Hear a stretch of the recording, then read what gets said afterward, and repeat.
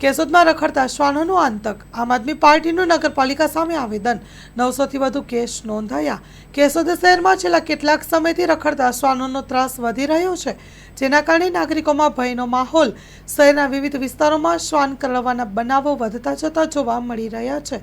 Story report by Jagdish Yadav, Junagadh.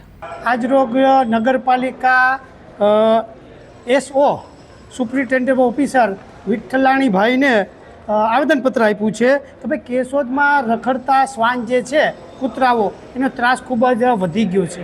છેલ્લા 4 મહિનામાં સરકારી હોસ્પિટલ કેશોદમાં 900 કરડવાના કેસ નોંધાણા છે।